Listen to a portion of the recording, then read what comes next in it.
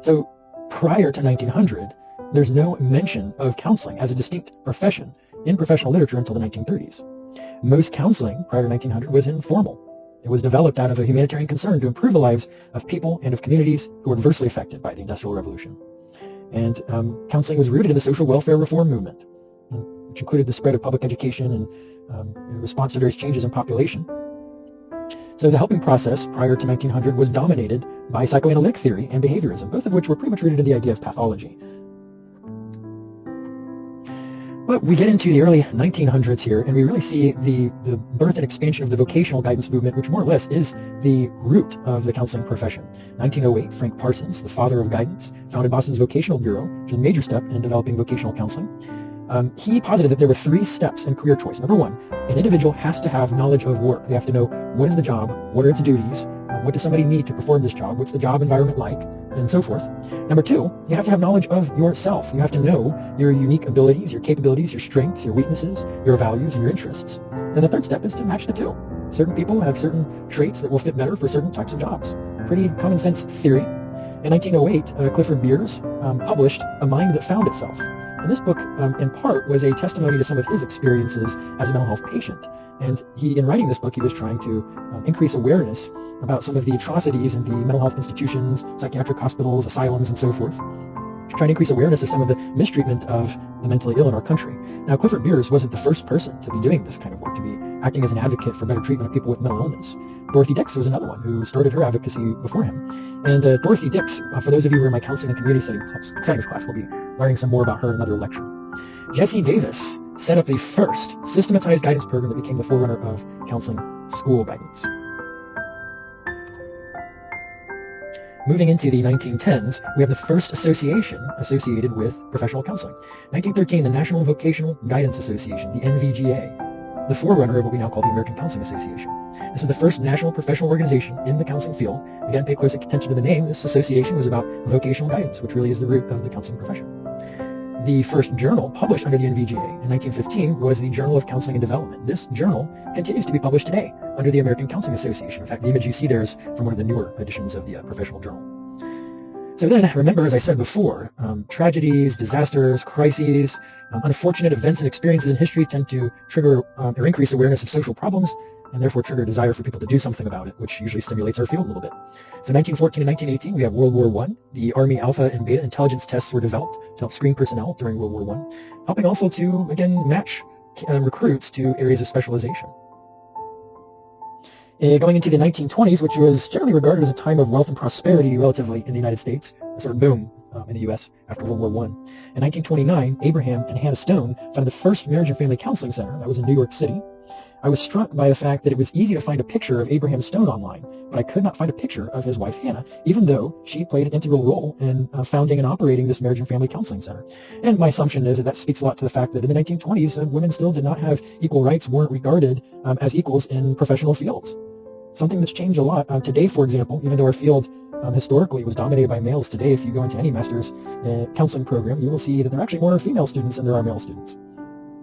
The first standards for the preparation or evaluation of occupational materials, marked by the publication of new psychological instruments like the Strong Vocational Interest Inventory, which was published in 27. That inventory is still published today, still available. It's an inventory that helps to identify what kinds of things people like, what they're interested in the world of work, in an attempt to match them to jobs that fulfill their interests.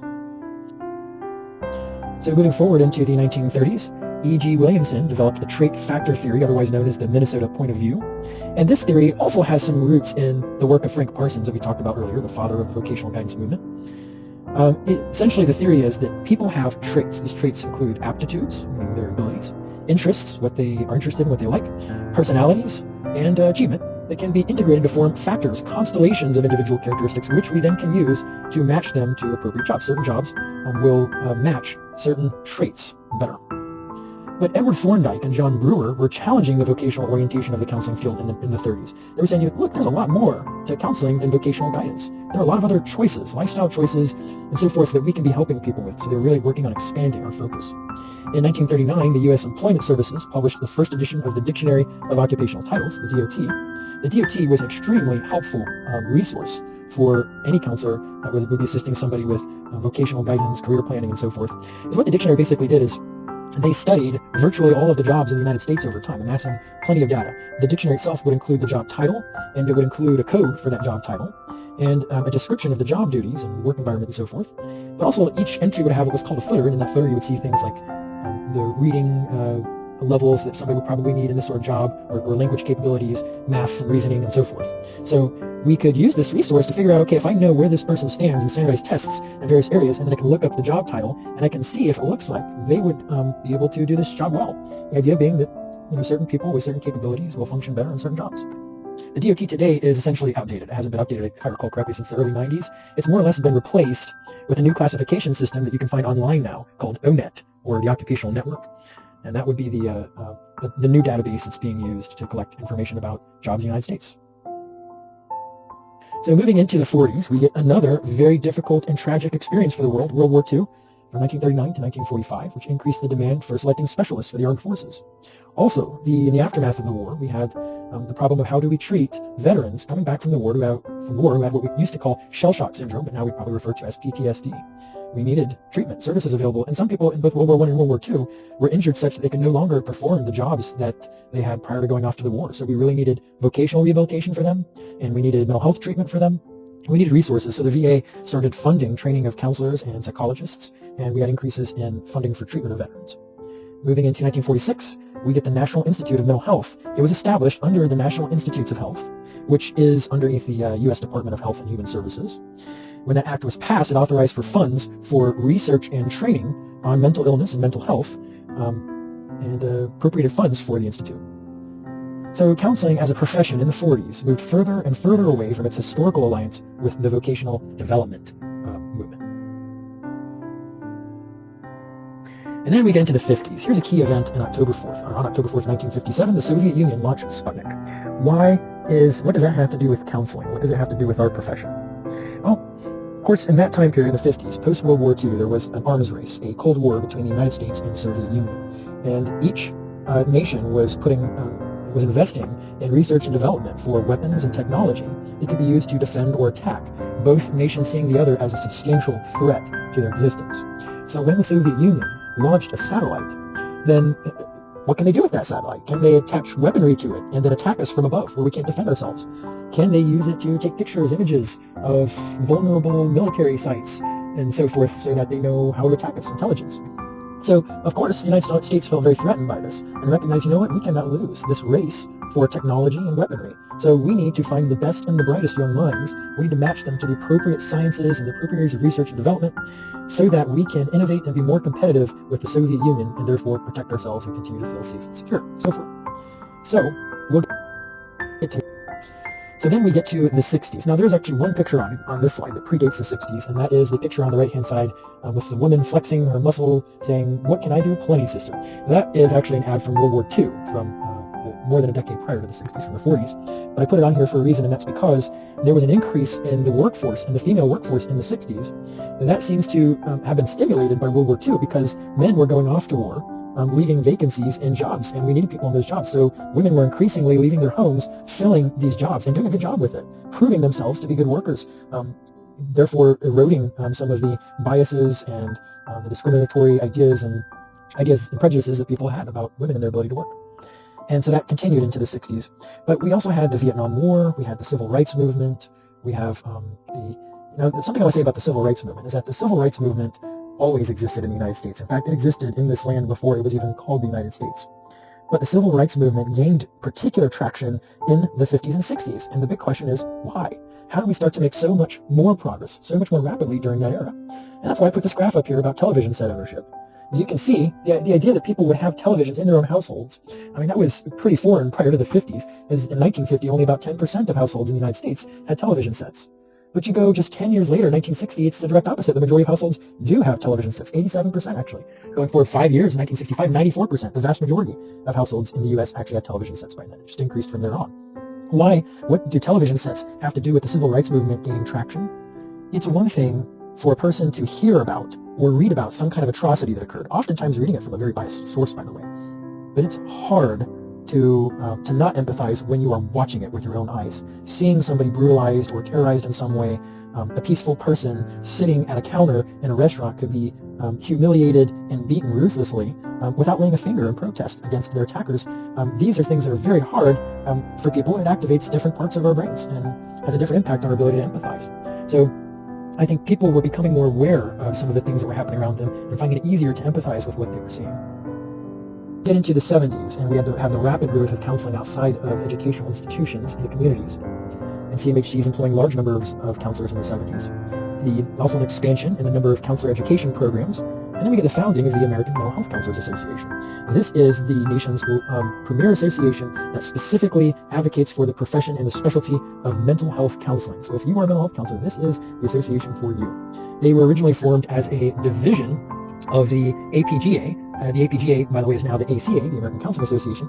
And my understanding is that AMCA, the American Mental Health Counselors Association, is now considered an affiliate of the American Counseling Association rather than a division of it. But they're still listed as being a division on the ACA's website. We also got the creation of helping skills programs in the 70s. And here's where we see the beginning of state licensure for professional counselors.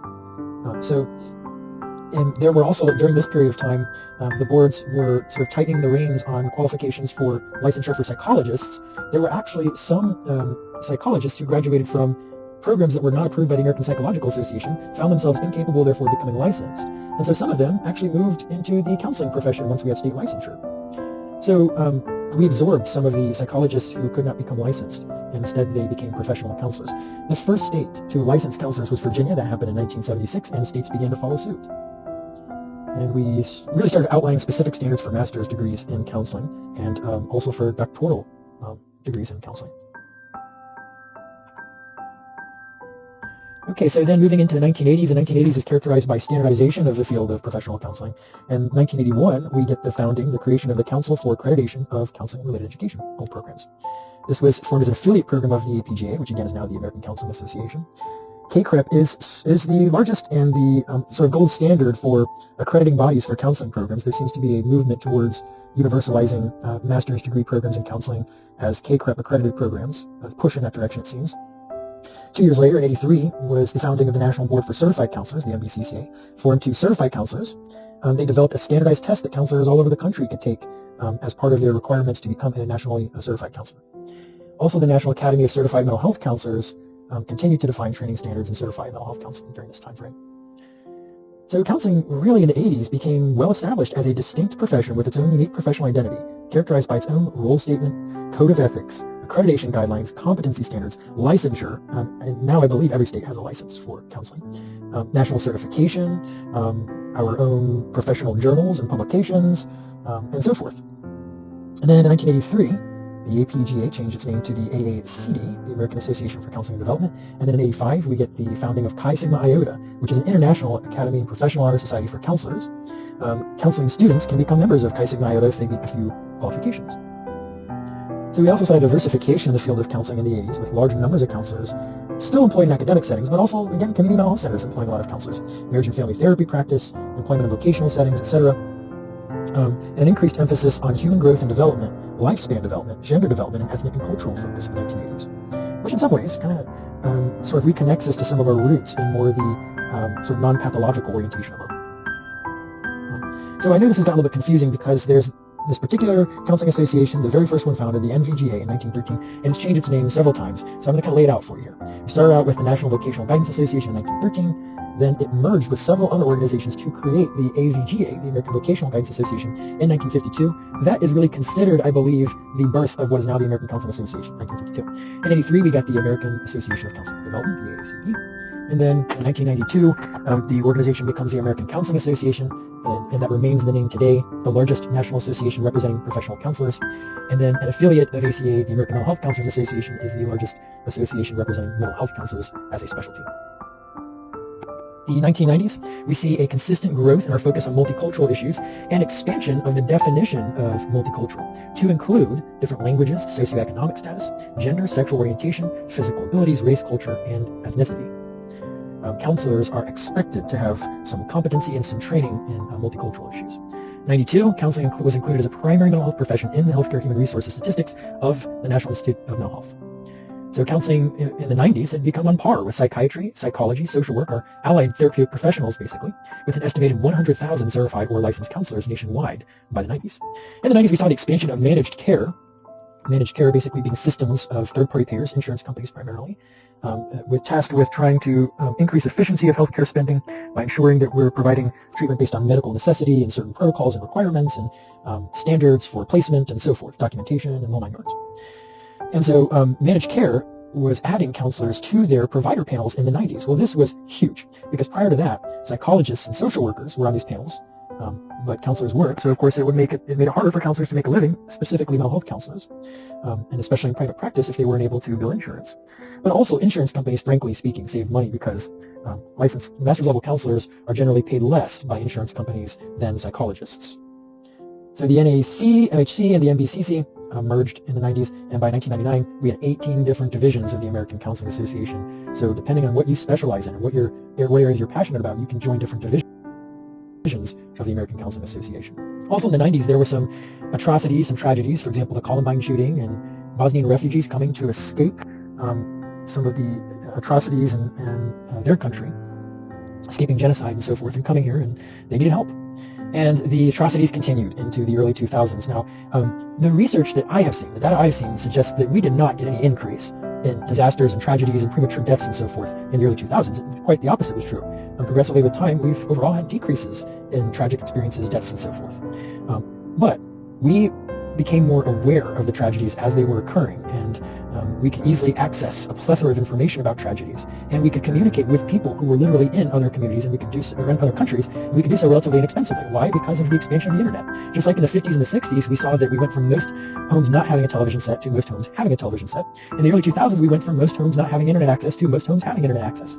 And now, the vast majority of homes, people have internet access. And many of us have internet access in our phones that we carry around in our pockets. Today, everybody can be a journalist in their own way.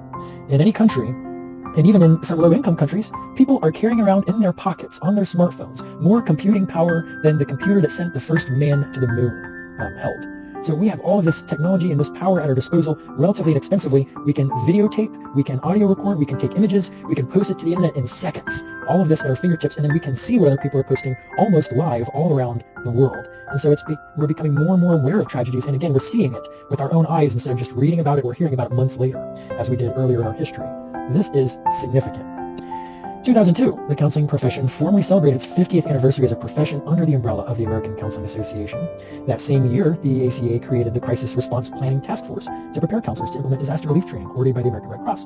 The American Red Cross, which I think is a fine institution, continues to provide free training to counselors based on crisis counseling, trauma response, and that sort of thing. In 2005, the ACA and 29 major counseling organizations formed the Task Force 2020, a vision for the future of counseling.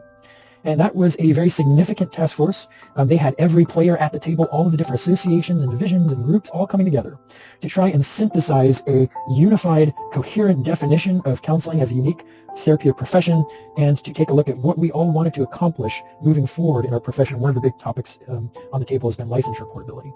2009, KCREP standards were adopted, merging the community counseling and mental health counseling specialty areas into one specialty area known as clinical mental health counseling. So we used to have KCREP programs that were for community counseling and KCREP programs that were for mental health counseling, but they were merged into one program now with the same requirements, clinical mental health counseling. That's why we see that terminology today with many KCREP accredited programs. They're about an interview that Lynn Shallcross did with several leaders in the counseling field to try and get their views about what needs to take place in the next decade for our profession, what we see on the horizon, the emerging issues in our field. So there seemed to be consensus about several items. Number one, focus on continued unification and solidification of the counseling profession, because we have been such a fractured and splintered profession historically, and that's been increasingly changing, and we see that trend continuing into the future. The progression towards licensure portability. Each state has its own unique licensure requirements. They even have different names for licenses. In some states we're licensed professional counselors, in other states we're licensed mental health counselors, in other states we're many other variations of those titles. So that creates confusion in the public about professional counseling. And also, the requirements can be different state to state. Increasingly, states have been trying to get a little more on par with each other about the licensure requirements, but nonetheless there are substantial differences. So you could be licensed in one state, you move to another state, and you may have another year of becoming an intern again in order to become licensed. Or you might have to take some new courses at a local university that you never had to take before, and so on. So we would like to see an increased capacity for a counselor to take their license with them from one state to another with relative ease, if possible. There's a greater emphasis on globalization of counseling, including recognition of global changes. climate changes that affect everyone worldwide, and financial instability. So we saw the recent recession that we're still kind of coming out of. A collapse in one economy can spark a collapse in many economies. A chain reaction throughout the world, because we are becoming a more international economy in many ways. We're able to trade with each other much more easily than we ever could before, creating many advantages for everybody. Because a distinguishing trait of humanity that has helped our species to survive and adapt and move forward and continue to coexist today has been our capacity to, number one, recognize patterns, number two, to specialize. The idea that by interacting with each other collectively, groups of people interacting, we can eventually make arrangements so that person A specializes in occupation A and person B specializes in occupation B, and the result is that there are increased innovations in every area because we all become our own experts in our own fields, and that's been tremendously advantageous for humanity. But similarly, because we're a very connected economy, a recession in one country pretty much means a recession in other countries. And there's an international phenomenon of population aging, because again, people are living longer on average, because we're gradually getting more and more access to food, less and less poverty, and more advancements in medical technology and access to medical care. And an increased focus on systemic theories we see up ahead, understanding and responding ethically to rapidly evolving technology. What do we do about text messages from clients? How about social media like Facebook? Is it ethical to look up information about your client online without them knowing about it? What about video counseling, web counseling, e-counseling? And what are the measures that will be in place to ensure confidentiality, and are there any drawbacks to those forms of counseling? All of these are things that we're wrestling with in our field now. Understanding the complex connections between mental health and neurobiology, neuroplasticity, spirituality, and environmental cultural factors. We are increasingly a diverse society, and so we understanding how do the different environments that our clients come from, the different cultures that we're raised in, how does this affect their neurobiology? How does it affect their mental health? How can we increase our cultural sensitivity and our competence? Our competencies. Also, neurobiology, because of new technologies and brain imaging, we're now able to see things in the brain that we never could before. We can watch as neurons change. We've discovered some very interesting things that I think actually really help to promote counseling as a distinct profession, but also psychotherapy in particular as a legitimate medical treatment. So, for example, we used to think that neurogenesis, the birth of new neurons, stopped about the time that people reached 18 years of age. But this is untrue. We discovered that in some areas of the brain, neurogenesis continues even into old age. We also discovered the prefrontal cortex in the brain actually continues to grow until people are in their mid to late 20s. We've also discovered that in the course of therapy, people experience neuroplasticity, meaning that neurons change, they reroute themselves, they reconnect in different ways. So when we provide psychotherapy, we are actually changing brain structures. And I think that increasingly counselors are going to need to be able to articulate how psychotherapy is a legitimate medical specialty, both to our allied health professionals and to third-party payers and to clients and to the general public as well.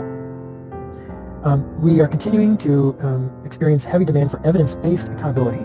Not just we think that it works, or we would like to believe that it works, or we've been doing it for a long time, but we can demonstrate empirically that what we are doing is effective.